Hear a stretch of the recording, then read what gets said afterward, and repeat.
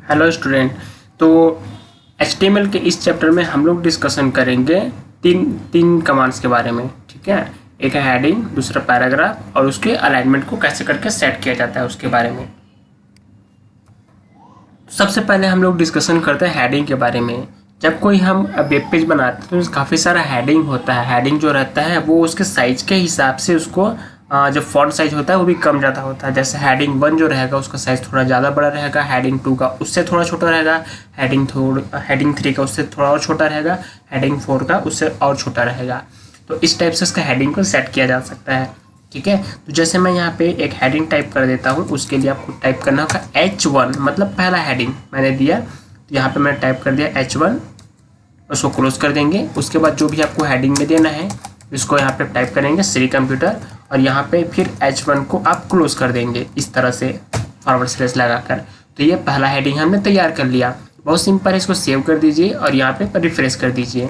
ठीक है, इसके बाद आपको इसमें कुछ चैप्टर्स वगैरह लिखना है, कुछ आपको पैराग्राफ लिखना है तो आप यहाँ पे लिख सकते हैं। फॉर एग्जांपल के लिए आप कुछ पैराग्राफ ले लेता हूँ। तो डेमो के में पैराग्राफ लेने के लिए आप F1 बटन प्रेस कर दीजिए। यहाँ पे आपको कुछ ऐसा दिखेगा, इसमें से आप कॉपी करके पेस्ट कर सकते हैं। तो मैं इसको कॉपी कर लिया, ओके कर दिया, पेस्ट कर देते हैं। आप देखेंगे सारा चीज़ एक ही लाइन पे दिख रहा है, तो उसके लिए आपको यहाँ पर रैप टेक्स्ट को सेट कर देना होगा। वर्ड रैप आता है, तो इस तरह से मैंने कुछ इसमें पैराग्राफ को काफ़ी सारे लाइन पे डिवाइड कर दिया। ठीक है, और भी आपको इसको पेस्ट करना है, मैं अगेन इसको पेस्ट कर दिया और सेव कर दिया। तो यहाँ पे आप देखेंगे इस तरह से एक हेडिंग बन जाता है और उस हेडिंग के अंदर पे कुछ पैराग्राफ मैंने टाइप कर दिया। अब मुझे कुछ और हेडिंग चाहिए, तो आप यहाँ पे जाएंगे और हेडिंग 2 कर देता हूँ, तो हेडिंग 2, और यहाँ पे अगेन मैं लिख दिया श्री कंप्यूटर। हेडिंग 2 जो रहेगा उसके यहाँ पे अगेन ओपन कर देते हैं, इसको क्लोज कर दिया। ठीक है, अब यहाँ पे मैं फिर से कुछ पैराग्राफ टाइप कर देता हूँ, जैसे मैंने ऊपर का कॉपी किया था उसी को पेस्ट कर दिया, सेव कर दूंगा और रिफ्रेश कर दूंगा। तो यहाँ पे आप देखेंगे हेडिंग 2 आ गया। हेडिंग 2 जो रहेगा उसका साइज हेडिंग 1 से थोड़ा छोटा रहेगा। अगर हम इसको हेडिंग 3 कर देता हूँ, मैं यहाँ पे चेंज कर देता हूँ हेडिंग 3, तो आप देखेंगे ये हेडिंग 2 का जो अभी आपको साइज दिख रहा है उससे थोड़ा और छोटा हो जाएगा इस तरह से। तो जैसे जैसे हेडिंग बढ़ते जाएगा वैसे वैसे हेडिंग का जो साइज रहता है वो भी कम ज़्यादा होता है। तो आपको इस हेडिंग समझ में आ गया होगा कि इस चीज़ का यूज़ किस चीज़ के लिए किया जाता है और इसको कैसे अप्लाई किया जा सकता है। ठीक है, तो ये तो क्लियर हो गया है हमारा। उसके बाद में जो आता है पैराग्राफ, तो पैराग्राफ को हम लोग समझते हैं। इसके लिए मैं यहाँ पे हेडिंग जो लिखा है उसको हटा देता हूँ। तो यहाँ पे मैंने 2 पैराग्राफ ले लिया है और कुछ और पैराग्राफ टाइप कर देता हूँ। मैंने 3 पैराग्राफ ले लिया। ठीक है, एक और पैराग्राफ ले लेते हैं। ये मैंने 4 पैराग्राफ ले लिया, सेव कर दिया, यहाँ पर रिफ्रेश कर दिया। बट यहाँ पे देखते हैं कोई पैराग्राफ हमको नहीं दिख रहा है। मतलब देखिए यहाँ पे 4 पैराग्राफ मैंने लिए, एक पैराग्राफ, दूसरा, तीसरा और ये चौथा। बट यहाँ पे वो ऐसा नहीं दिखता, यहाँ पे पूरा एक साथ इंक्लूडेड एक ही पैराग्राफ में शो होगा। तो यहाँ पे पैराग्राफ में आपको डिवाइड करना होगा। उसके लिए आपको पैराग्राफ की स्टार्टिंग पे आपको एक कमांड लगाना होगा, इसको बोलते हैं P। ठीक है, ये पैराग्राफ को चेंज करने के लिए या पैराग्राफ को डिफाइन करने के लिए इसका यूज़ किया जा सकता है। और इसी P को हम लोग फॉरवर्ड स्लैश लगाकर अगेन यहाँ पे क्लोज कर देंगे।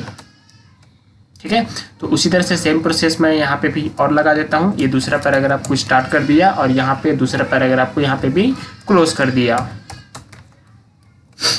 तो यहाँ पे कंटिन्यू मैंने चारों पैराग्राफ के सामने में P वाला जो रहा उसको लगा दिया है और P से उसको क्लोज भी कर दिया है। अब इसको सेव करते हैं, रिफ्रेश करते हैं और देखते हैं क्या चेंजेस होता है।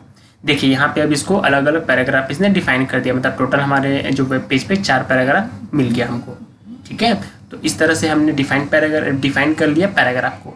अब इस पैराग्राफ में अगर अलाइनमेंट सेट करना होगा तो उसके लिए आपको क्या टाइप करना होगा, DIVALIGN अलाइन।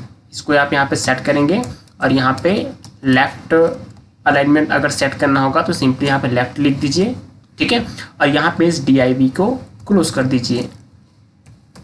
DI को मैंने क्लोज कर दिया, सेव कर दिया और यहाँ पे रिफ्रेश कर दिया। ये ऑलरेडी लेफ्ट अलाइनमेंट में था इसलिए आपको चेंजेस नहीं दिखा।